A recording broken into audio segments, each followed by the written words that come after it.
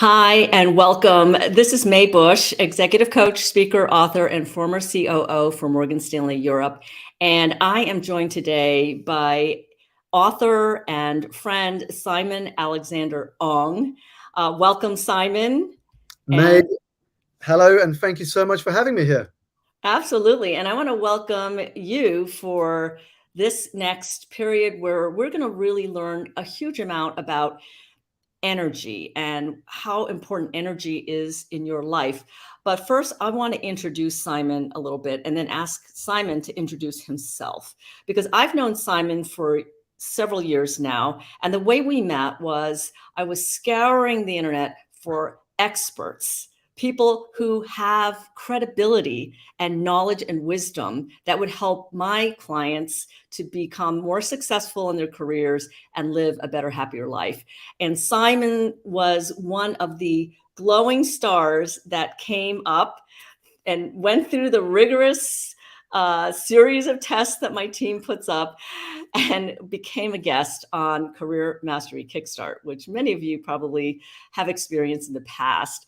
And Simon, just to say a few words before I turn it over to you, Simon, to tell us a little bit more about the really cool stuff about you.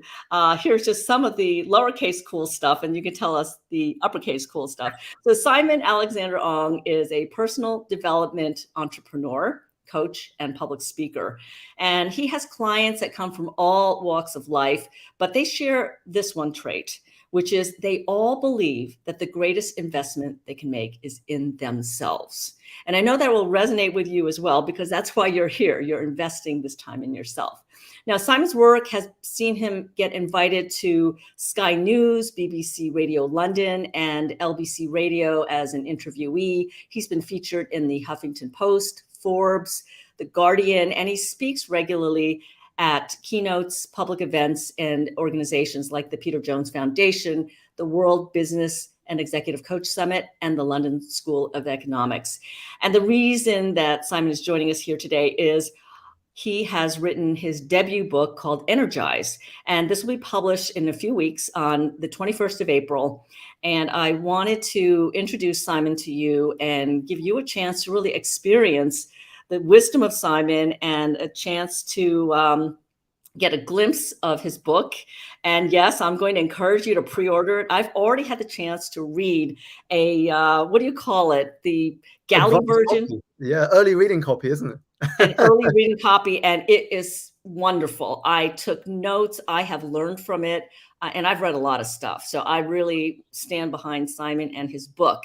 But Simon, please get us started. Enough about hearing from me. We want to hear from you. Tell us a bit about you and how you got started in doing what you do now, because you've got quite an interesting journey that took you from a very different place to the really powerful place that you are now, helping so many people. Definitely. Well, first of all, May, thank you so much for the very kind introduction. And my background very much resonates with yours. You mentioned Morgan Stanley, and I began my career also in the financial services industry because as a young Chinese boy growing up in the United Kingdom, I had believed that success was defined by my job title. And so after finishing up at secondary school, I pursued a degree in economics so that I could begin life in the financial services industry. Unfortunately, I started a year before the global financial crisis in 2008 at a company called Lehman Brothers, which collapsed into administration shortly after I joined. And while it was a very painful moment of my life, because I had all this hope and dreams of developing a career in this industry, of getting promoted, of landing some attractive bonuses, before really deciding what I wanted to do longer term with my life, all of this came to a very abrupt end. But in hindsight, it was a blessing in disguise because it gave me the chance. I think it was my first real chance, May, to reflect on what success meant to me. Because as I've got wiser, I've come to understand that we're exhausted not because we're doing too much, but because we are often running somebody else's race and measuring our progress against metrics defined by others. And so I wanted to take that ownership back and reflect on that question of what success meant to me so I could begin focusing on my own definition and building my life around those answers. And that led me to what I now get to do today. I got curious about the world of coaching because I'd always enjoyed helping other people, of being that person where they would go through challenges and they needed somebody to speak to, and me being that person they would often come to. But I never realized I could make an income from it. And so I started to explore the potential of being a coach. That led me to exiting the financial industry, to setting up my coaching practice, to then speaking on stages across the world at companies, at public events and conferences. And more recently, as you shared at the beginning, May, finishing my first book with Penguin that is due for release in now just a couple of weeks' time. Oh, that's fantastic. And I can't wait to hear about the book and to share some of the really important themes. But before we dive into that, I want to check in with our audience because usually our audience is really fantastic. And I'd just like to welcome you, and please type into the I guess into the wherever you're watching from, LinkedIn, YouTube, into the posting area where you are calling in from. Because Simon and I are both in the UK, but I Hmm. am usually seeing that people are from all around the world. So please go ahead and add a comment about where you are calling in here from or watching us from. And I also want to make sure the comments area works because Simon has generously agreed to answer questions from our live audience here. And we want to give you that ability to do that. Wow, Simon, I don't know if you can see this, but we've Yeah, got wow. So wow, quite a mix here. Chile, Eileen, yeah, bring it here. Elizabeth, New Jersey, that's where I'm from. We got London, Tempe, Arizona, Rhode Island, St. Leonard's, England. Wow, this is great. This is great. Canada, Texas. Fantastic. I Sao just love Paulo, Brazil as well. Amazing. Brazil. And also right in the middle of America, Columbus, Ohio. Hi, Amy. Budapest, Hungary. Fantastic. We're really spanning the globe now, May. Yes, we are. Yes, we are. Cape Town. Yep. This is great. So yeah, Shining from Toronto, Parviz. I love it. Yes. So this is wonderful. And as I said, Simon has generously agreed to answer questions, and we'll be taking most of them towards the end of our conversation. But hey, you never know if there's something that's really apropos of the part we're talking about. Oh, Davide, Italy. Awesome. Welcome. Italy. But Fantastic. if you have something that's really, really urgent, put a couple of stars next to it. My team will be monitoring the questions in the comment section.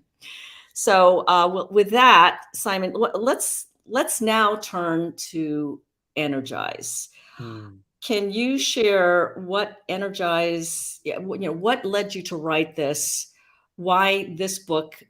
Who is Hmm. it for? And why is it so relevant today? Sure. So I remember I first had the conversations with Penguin about writing a book, mate, back in the first quarter of 2020. And when I put together my ideas on a sheet of paper, there were three that came to mind. And the one that I was most attracted to was the working title, Energy is Everything. And of course, now you know that has evolved into Energize, but that was the original working title, Energy is Everything. And the reason I wanted to write through that lens is because it was very much a reflection of my journey. When I was in the corporate world, my second job after Lehman Brothers was in a hedge fund, and life actually was not as glamorous as it may sound on the outside, Mm. because the experience as a junior in this hedge fund, it was killing my physical and mental health. And there was a moment where I was having a long day, but after such a long day, I still had to go to a client event, and I didn't make it back home until the early hours of the morning. And my girlfriend at the time was worried sick. And so once I sobered up the next day, we had a heart-to-heart conversation about what I was going through. And I had to face some harsh realities. I mean, I was using partying, alcohol, binge watching TV series as a way to escape the reality I was in, which was I was lost after what had happened in the crisis. I didn't know where I was going with my career. And I just lost all sense of purpose. And so that was literally draining me of any energy to take even the most basic steps to take my life back under my control. And so, having been at a point in my life in which I had zero energy and motivation to want to do anything, to where I am today, I thought to share that journey with the audience of understanding how, by refocusing my attention on my physical and mental well-being, it gave me a very powerful platform to begin rebuilding my career in a way that was more fulfilling. So that was one of the reasons I wanted to write through that lens. Second is I started to observe amongst some of the most successful leaders in the world that they're not often the smartest or the fastest at what they do, but they're very knowledgeable about how to manage their energy, how to sustain their energy for what matters most. Because often these individuals have very big dreams, big bold dreams, but in order to realize those dreams and vision, you need the energy. You Mm, need the energy to show up every day and follow through with the things that need doing in order for you to make meaningful progress forward. And they know that if you're always feeling exhausted and drained, well, you can't possibly show up and lead your team, lead your company to wherever it is that you want to take them. And so mm, that's the second reason. And the third, which really brought the whole thing home, is whenever I went on stage, and of course, this was pre COVID, when I would speak on stages, when I would yeah. come down after my speech finished, I would get people coming up to me and saying, Simon, I loved your energy up on stage.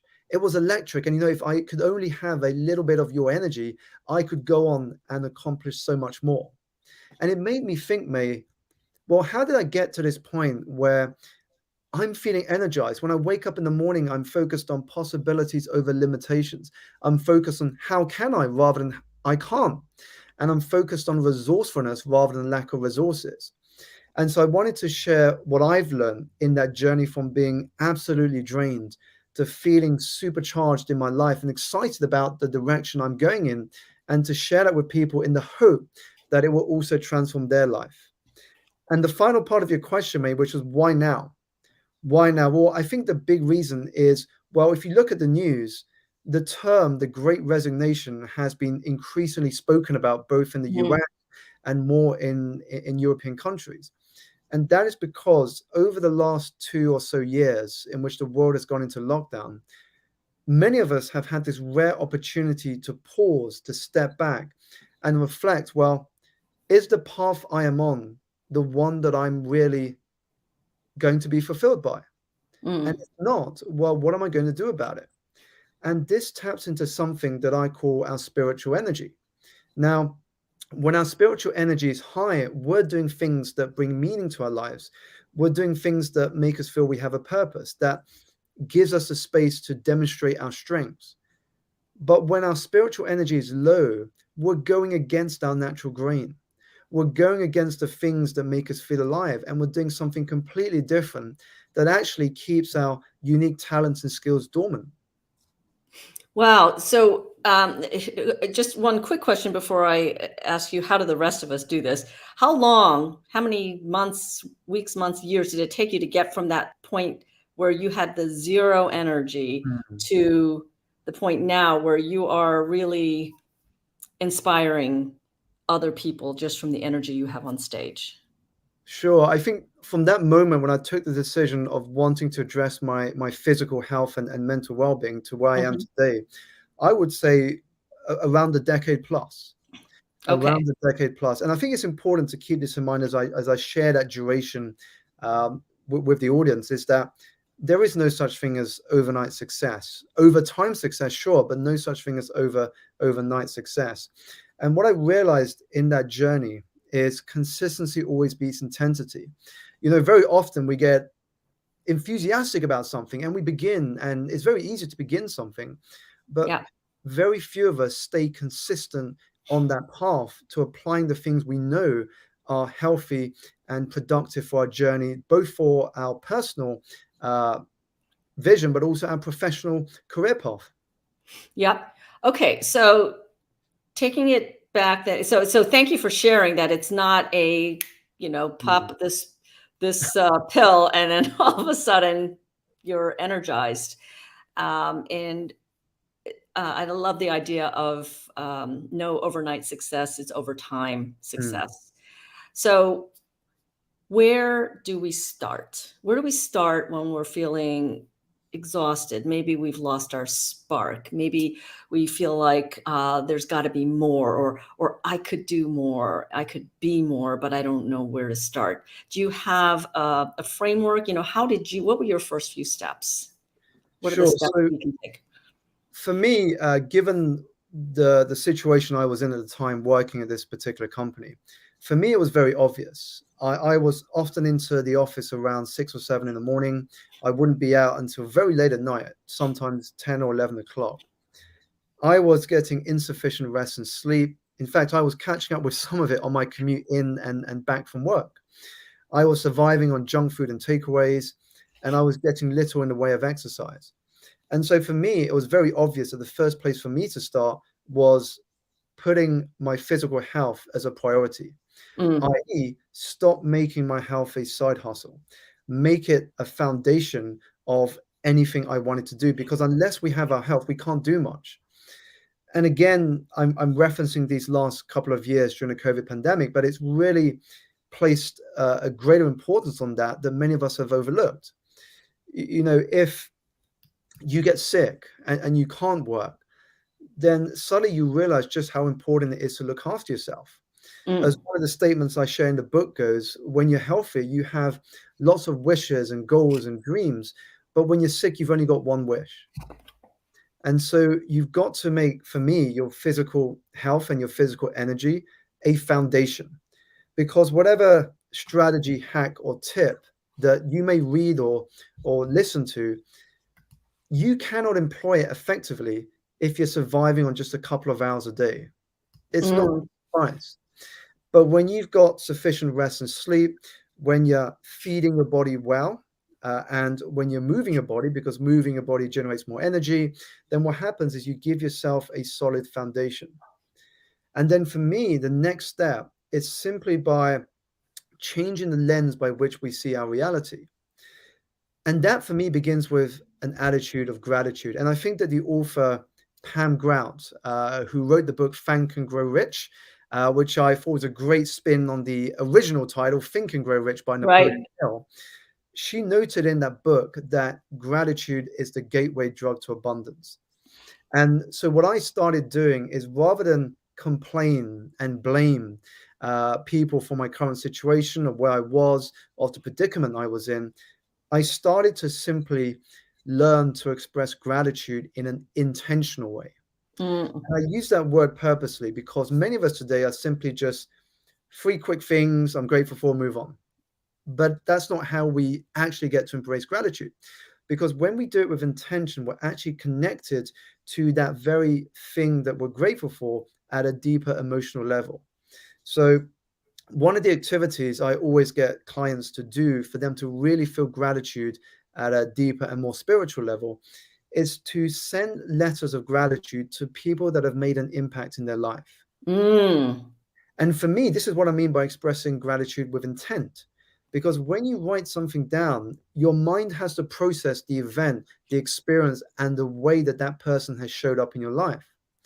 And so when you write that down and you send it to them, or you give them a call and you tell them what you wrote down, what happens is, first of all, it reminds you of how connected we all are on this planet of ours. And second, it reminds us that we actually have more than we realize, than we give ourselves credit for. And it is those things that we are reminded that we have that help us to move forward. Well, I love that because you're right. I've been told, and I've suggested to others that you write down the three things that you're grateful for that day, or Mm, even three wins. But what I love about your suggestion is that it involves that next step of connecting mm, with the person mm, themselves. So that's really powerful. Really powerful. Thank you. Okay, so it sounds like the first couple of steps are about just looking after your health mm, and wellness and your mental state. mm, And coming at life from an attitude of gratitude, I think you said. I love that. So, all right. So, speaking of the mental state, and I know you and I have talked a lot about Mm. mindset and how important that is to being successful at anything we do and to live a more fulfilled life. So, can you talk about that mental game? And I know you've also talked about an unstoppable mindset. Definitely. Um, Well, I guess the first place to start with the mental game and how to elevate our energetic thinking, May, is knowing what is it we want. I think for many of us, the big issue is we don't know what we want. And so we've got to deepen our clarity around what it is we want.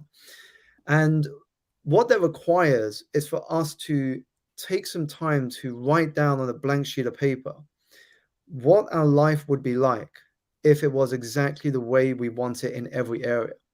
And now you may have done this for the company you work in. You probably planned the next year for your organization, for your team, for your colleagues. You've got all of these plans put together. You manage yep. different projects to make sure you hit certain targets. But when was the last time you did that for your own life? And for many Mm, of us, it's been never. Or maybe the last time we did it was when we were at university speaking to the careers counselor about what we're going to do after graduation. yeah, And right. we've never thought about it since. And so it's important to schedule in our diary me time as much as we do with social events, work meetings, and family events. Because once you start scheduling in me time, you give yourself the opportunity to explore your own life plan, your own career plan. What do you have planned for yourself? What do you want to achieve? And more importantly, what would that make possible? Because the more reasons you have to do it, the more connected you are to that thing emotionally. And Yep. for me, the more magnetic and compelling that vision is, the easier productivity becomes. You are of that mindset that you can overcome any distraction that is thrown your way because you're so connected to that vision and wanting to make that possible. And then here's where a lot of the mental game comes into play. Once you have clarity on that vision, well, there's no point having the vision in your mind and written down if you don't believe it is possible. And so the Right. next part is actually believing that this can happen. And for me, there's a mechanism that helps us join the dots from the vision to then rewire our energetic state. And the first is to convince our subconscious and conscious that this can happen. And one of the tips I share in the book, and something I get many of my clients to do, is to embrace what I call a real life vision board. So many of us have heard of the term a vision board. Yep. You put up a blank sheet of paper up on your wall, you stick lots of images on it. But for me, that is very much two-dimensional because you look at it, it's flat, but it's a great reminder of what you want to do. But for me, I'm all about the immersion.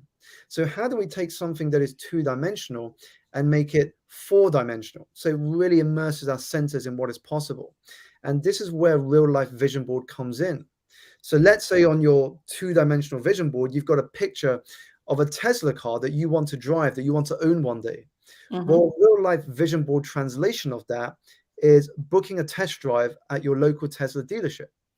If on your two-dimensional vision board, you've got an image of you staying in a penthouse overlooking a beautiful park, well, the real life vision board of that is booking a night or two at an Airbnb penthouse.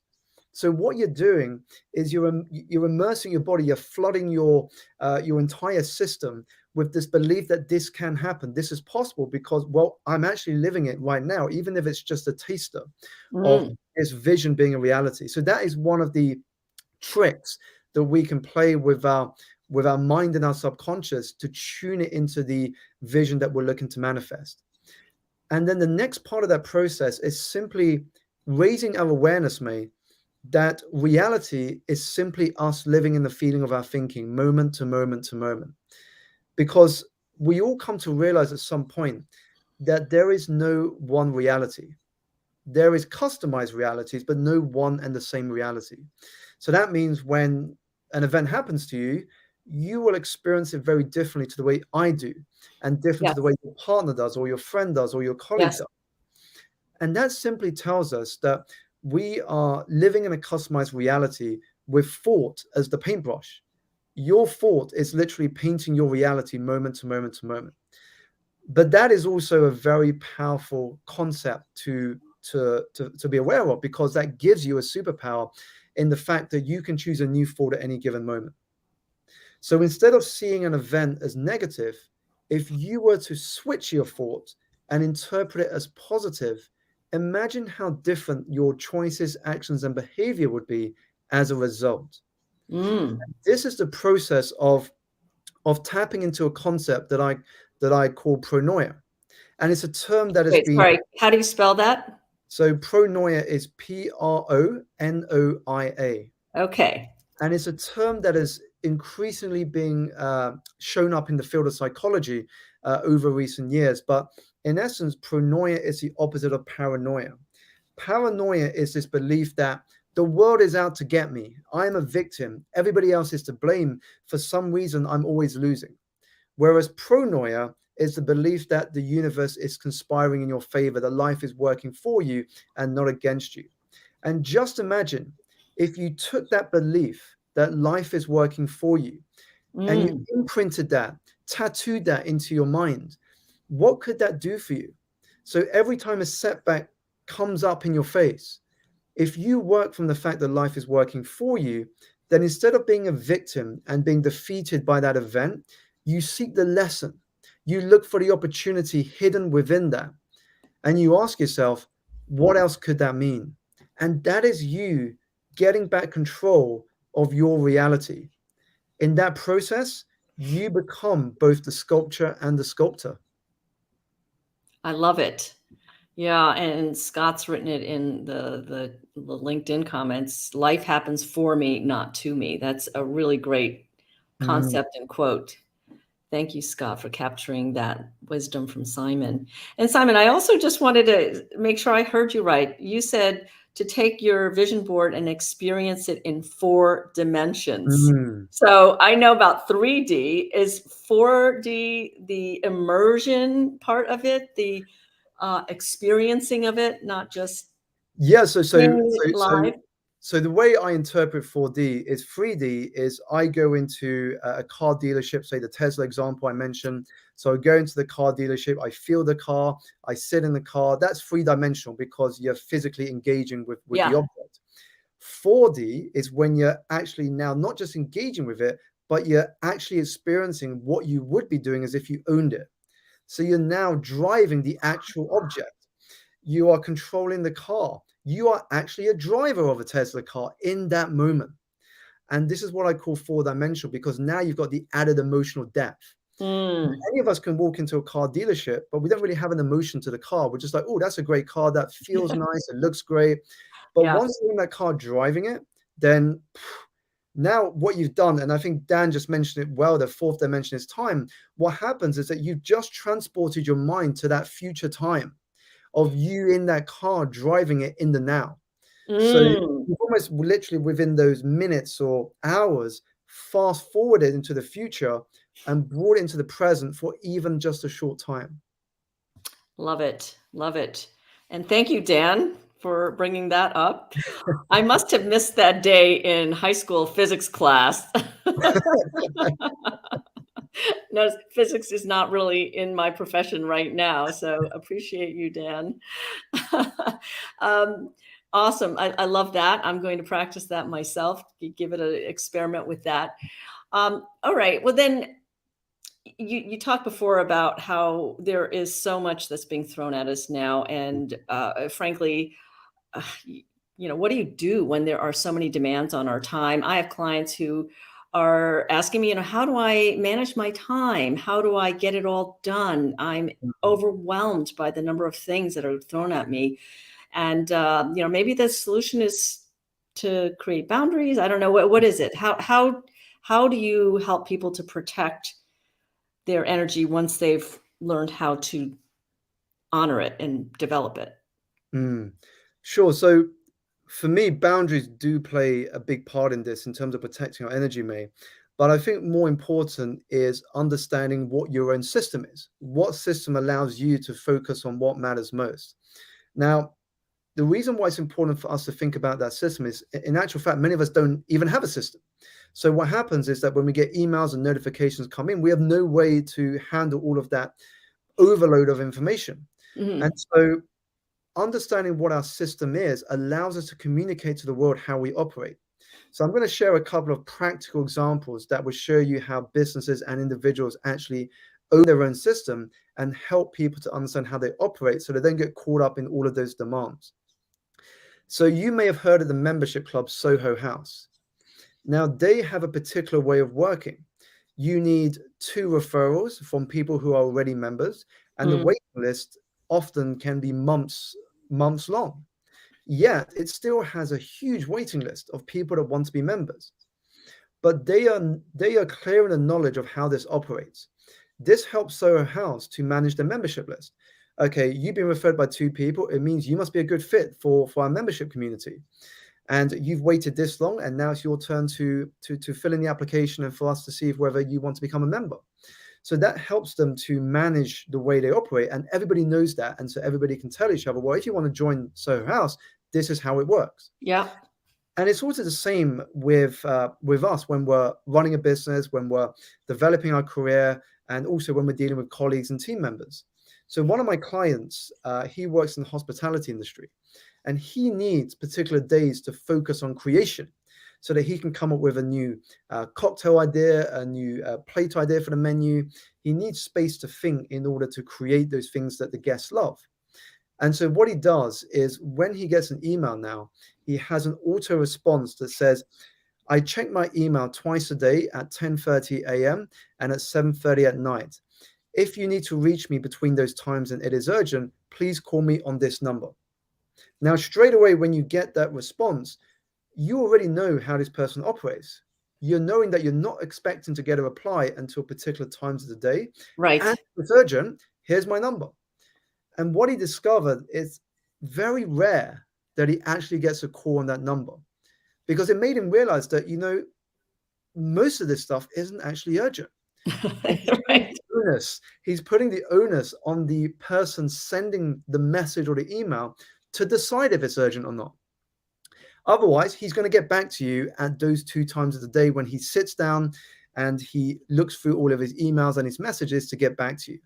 So part of it is setting up some boundaries, but also understanding what system of working will help you focus on what matters most. Mm. How can you then communicate that to those in your circle, to those in your community, to those that you work with? Because I think once you have that, then everybody is clear on how you operate. I'm just thinking about those of us who, in my career, I had bosses. And is there any special way to share that kind of this is how I work with your boss? I usually used to think that that was for him or her to tell me, but maybe that's a very corporate mindset. Definitely, and I think there's lessons that can be learned both from the manager's communication, but also from an employee's communication upward. So there's responsibilities we can both take to better communicate that. So I think if you are communicating that to your boss, and let's say you're in a meeting and they're saying they were to say to me, Simon, we're working on this project, we need to get it done by this date. I might say to them, well, in order for us to get it done by this day, I would need these amount of days to dedicate to it. And Mm, so if I'm going to dedicate these amount of days to it, what would be okay to put to one side so that we can have the focus to push this over the line? And so what's happening is nice. now we're having a dialogue about prioritization. Well, what is more important? What things should I prioritize if we are to finish this on time? And this just helps me to manage my working system, but also understand for my boss in this case, what are my boundaries? If you want me to do this, I'm only human. So if you want me to do this and this and this, well, I can't do everything in the same time frame. So what is most important for us to focus time on? And given the timeline, this is how I think we can hit that, given what we've got going on. I And love so I it. think it's up to us as employee to feed back to the manager or our boss, well, what is important for us, but also it takes a bit of emotional intelligence, I think, mate, to understand how they operate because managers work in very different ways. Some people are very time focused, so they want things to be exactly on time and delivered at specific moments, and so Yeah. you have to work around that. Some are results oriented, Some are less detail focused and more about get things done. So once you understand how your manager operates, it helps you to present it in a way that allows you to have productive dialogue. Now, I think if we're looking for the other side, so if we're looking from managers having that communication with their staff, for me it comes down to understanding their energy. I remember one question I asked to women managers at a corporate event I was speaking at, May, and I said to them, I just want to get a general consensus. When do you host your most important meeting of the week? And for around 70% of the audience, they said Monday. Monday is when they host their most important meetings for the week. Absolutely. And I have to say, we always had, it was called the Monday morning meeting. Yeah. And the funny thing is, mate, the follow-up question I asked them is, Yeah. what do you feel your employees' energy levels are like first thing on a Monday morning? And that got a bit of laughter in the audience because, of course, Yeah. the answer is not particularly high. No. When you think of the fact they've just come on the back of a weekend and they've just started a new week, your energy levels first thing on a Monday morning isn't going to be particularly high on average. And yet we host our most important meetings then.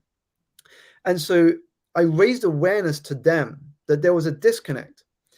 You know that your employees' energy levels are lower at the beginning of the week, yet at the same time, you expect them to be the most engaged and contributing to your most important meeting. Mm. And so I think as managers, understanding the energy of your team as a whole can help you get the most out of them. And so simply shifting that meeting to, say, a Tuesday or Wednesday morning can actually yield far more productive results, because when your staff feel more energized and they settled into the week, they're more likely to want to contribute into the discussion. Fantastic. Well, I'm going to ask Simon you one more question before I turn to the live audience. So, live audience, I want you to feel free to now type in your questions for Simon, because we're going to turn to that in a moment. And my next question for you, Simon, before we go to other people's questions, is how do you let's talk about impact and legacy. And I know you talk about this idea of supercharging your impact. Mm. So what does that mean for you, for us, and how do we achieve that? And I think what you mean is living your very best life, your most fulfilled life. Mm. Definitely. So what I mean, mate, by supercharging our impact, it is simply connecting our desires, our hopes, and our vision to something that is greater than ourselves. And for me, I started to understand that insight through my own career path, because my own career path can be summed up as a shift in focus from career virtues to legacy virtues. So Mm, career virtues are the things that we love to share on our CV. It's the company we worked for, it's the title we held, it's the money we earned, it's the status we had, how many employees we looked after, and the awards we achieved. Those are what I call career virtues. yeah. The things we share when we go to job interviews and we put our CV together. But as we get wiser and older, we understand that in order to supercharge our impact on the lives of other people, that requires us to have the humility to shift away from career virtues and to legacy virtues. And legacy virtues are thinking about the impact you are having on the lives of other people every time that you engage with somebody else, whether that's through a conversation, through a meeting, through a talk. How are you influencing them for the better? Are they coming away from that conversation or interaction with you a better person? And second, it's about the story that you're writing. Are you writing a story that will touch people's lives long after you have passed? Because what we come to realize is that at the end of our life, people never talk about those career virtues that I just mentioned. People don't even think about that when it comes to your eulogy. They focus on the legacy virtues. And so Hmm. for me, what helps to supercharge my impact is simply asking myself the question, how do I want to be remembered? How do I want to be remembered at the end of my life? Wow, that's really a powerful way to remind us of what's really important. Mm, And yeah, so energy and managing towards your ultimate impact, the legacy impact. I love that. So, okay, so we have some questions. My team is standing ready to post questions. And okay, we've got one from Jing Lee. And Jing Lee says, I have two young kids, but I always feel exhausted after a whole day's work to play with them, which makes me feel mm. guilty all the time. What can I change? I can relate to that one. And Simon, share, please tell us. Jamie, first of all, I can also relate to that as well because over the COVID pandemic, I became a new parent for the first time. And it's why I've often been telling people that writing this book that we're speaking about has literally been my greatest challenge ever. Because, I mean, first of all, writing a book's a challenge, especially for me when the longest thing I wrote before was a social media caption or a newsletter. So going from that to a 65,000 word book was a huge jump. And toss into the mix becoming a father for the first time, no family around us, during a time in which the world was in lockdown and we couldn't go out and we couldn't have any support coming into the household. So that's why for me it became a huge challenge to write a book while having to spend time with my little daughter and change nappies and put her to sleep, to feed her. And so I can relate to that question, Jing. And I think my first response to your question, especially in the part when you mentioned, which makes me feel guilty all the time, is to be kinder to yourself, to make sure that you are speaking to yourself in the same way that you would to somebody that you deeply care about. Now, what I mean by this is as long as you can say to yourself that you have done your best today, and keep this in mind, Jing, and I think this is important for all of us listening to keep in mind, doing your best when you're working a job and being a parent at the same time is very different to doing your best when you are not in a relationship, you're young and you're single, and you've got a lot more freedom. And it is also different to doing your best when you are a single parent and you don't have the support of a partner. And so we have to be kinder to ourselves and realize that at any given moment, we are doing the best we can with the circumstances and constraints that we have. So that's the first thing I would say to you, Jing, is don't feel guilty, be kind to yourself, speak to yourself in the same way, and realize that you are simply doing the best you can with what you have.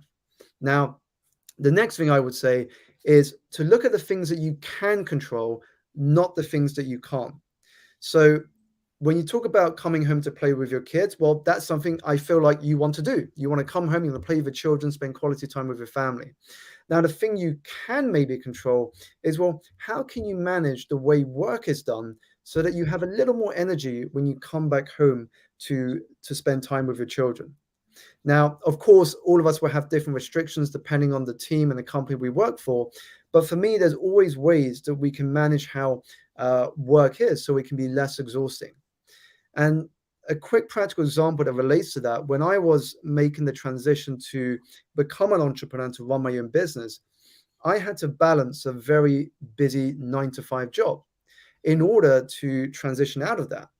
But because I knew what I wanted to do long term, I was able to manage my working day in a way that I got the most important things done as quick as I could. So I had the energy to focus on what I really wanted to do long term. And often, and again, I don't know your position, Jim, but very often we can be more efficient with how we are at work. And so look at ways that you can be more efficient at what you're doing at work so you have more energy when you do come home at the end of the day to spend time with your children.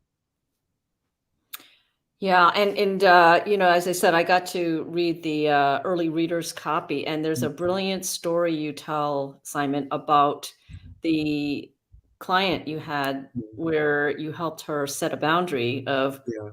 no work after 4:30 p.m. Mm, And she was able to be more decisive as a result, and get more done in less time and feel more energized. So mm.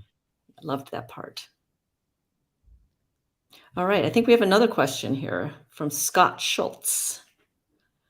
Simon, do you believe my energy is always my choice? Ooh, very intriguing. Well, here's my answer, Scott. In a nutshell, yes and no. And here's why. So, no, in the extent that our body is full of wisdom and our body is always speaking to us. And the question I always pose to people is, how much are you listening to your body? So that half is a part you can't control. You may just happen to wake up one morning feeling exhausted or feeling drained of energy. You may wake up one morning feeling sick. You can't control that part, but you can control that response. Am I going to listen to the fact that my body is telling me to slow down? That's your choice.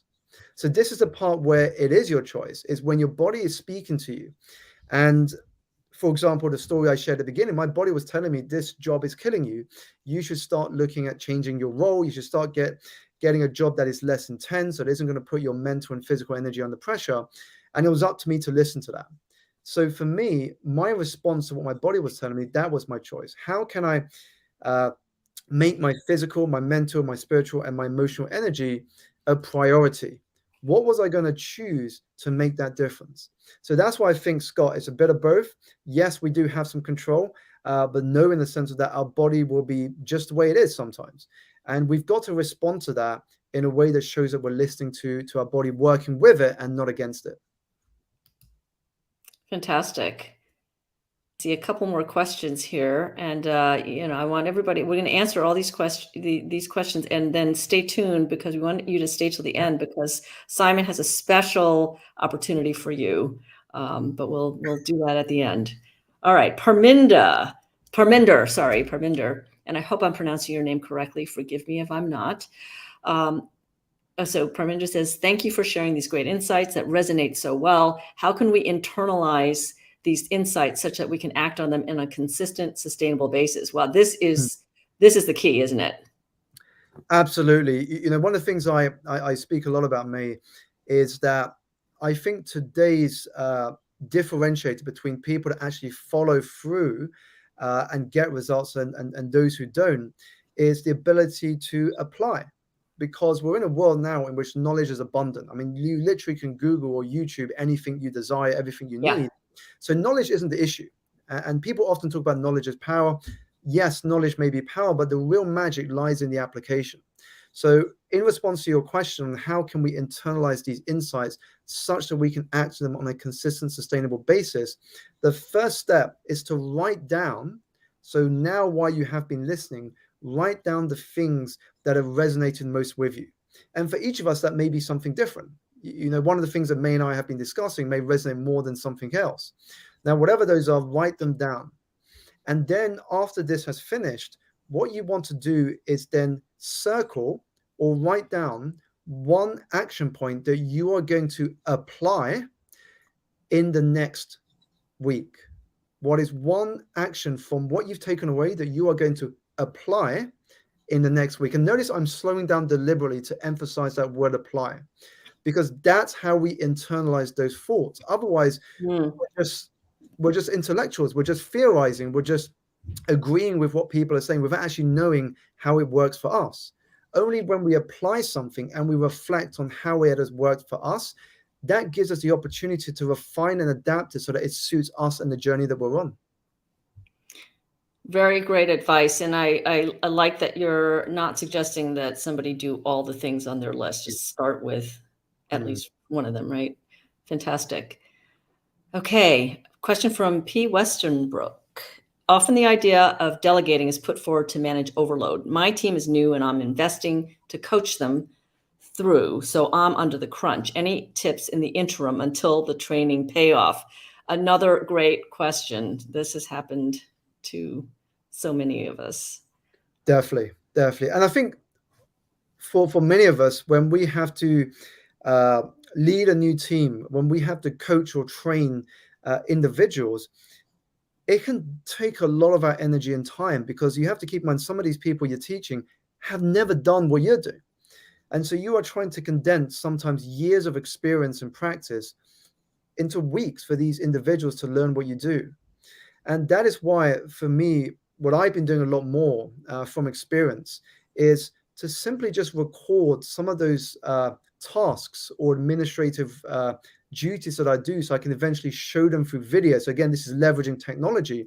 So I can then record what I'm doing, get them to watch it, and then for them to ask me questions on the back of it. Because if I always assume everybody's ground zero, rather than give them the opportunity to say, well, I already know this, but I don't know that, then that helps me to accelerate the process quicker. So I kind of record things. I say, this is how I go about doing this. What are your thoughts? What would you do differently? And could you do some of this faster? Because very often you'll be surprised that the person you're training has a different way of doing it. And I think we need to be open-minded to that, rather than just saying, this is the way, and I have to spend X amount of hours teaching you. Well, maybe being a bit open with, well, is there a fast way to do the thing you're trying to teach someone? And that's something I've come to learn a lot, May, because I work with many young people through hiring videographers, photographers, content creators. And very often, because they're younger than me, they see the world differently. They use platforms sometimes I've never heard about. And that actually teaches me as well that maybe there's a faster way to do what I've been doing for years. Fantastic. And just one tip that I've been given is to use this app called Loom, Loom, to record what's going on your computer screen, and you can do a voiceover on that. So I hope that was helpful. We can take one last question, and then we'll go to wrap up. So this is from a LinkedIn user asking, what is a cultural layer to managing our energy? Sure. So I'm going to take my interpretation of this, because I have a feeling cultural layer could mean different things for each of us. I don't know if you're referencing cultural layer in terms of your upbringing, your culture, your background, or you're referencing culture in terms of an organizational culture. So my interpretation of this question is our own culture. And the way I would respond to this question is that I grew up with this belief that I just had to work hard, that the harder I worked, the more successful I would become, and that I had to show my face in the office. I had to be present to show people that I really wanted this job and I really wanted to move to the next level of my career. So that was a big cultural layer that I grew up in, coming from a Chinese background, that it was all about academics, it was all about hard work. When you had spare time, well, the best way to use spare time, rather than to slow down, was to get busier, was to take up tuition, was to learn a new skill, was to learn piano, was to learn a new language. And so there wasn't this understanding that actually slowing down can be a superpower, that actually by slowing down to understand ourselves, that is the beginning of true wisdom.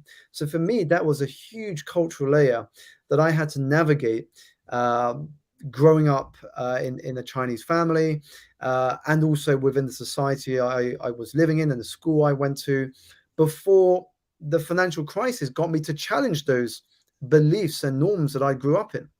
And I think once we start questioning the things that no longer serve us, we can then start giving oxygen to the things that does.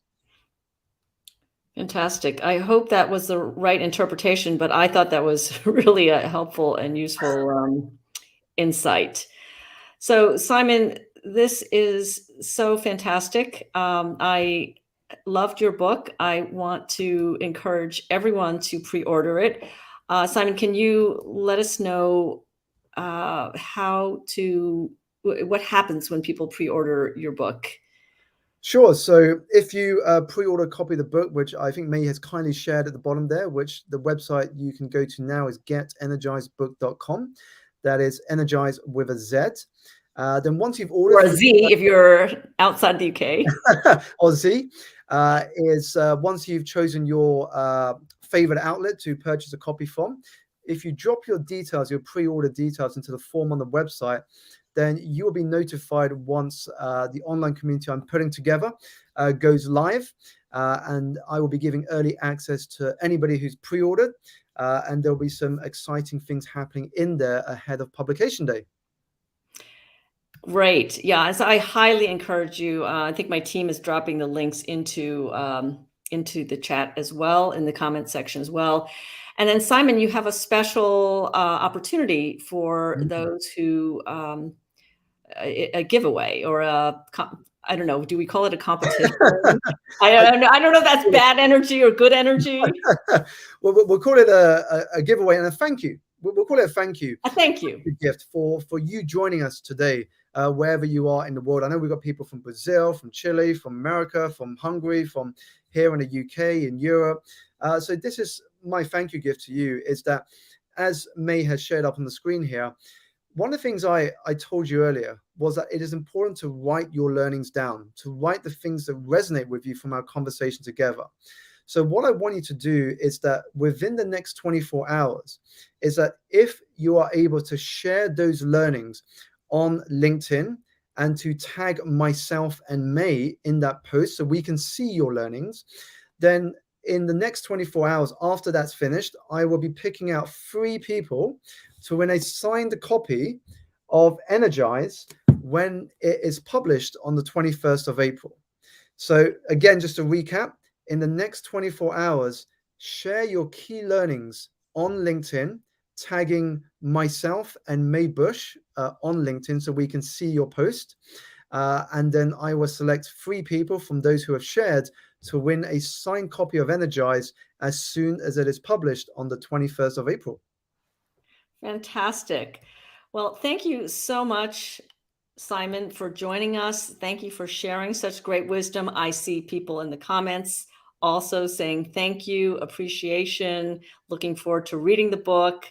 Yes, you are really a wise person beyond your years. It's always a joy to learn from you. And thanks again for joining us, Simon. And I want to thank you for joining us as well for this amazing, insightful session with Simon. So please remember to keep learning, keep growing, and keep going. This is May and Simon signing off. Thank you. Have a wonderful rest of the day.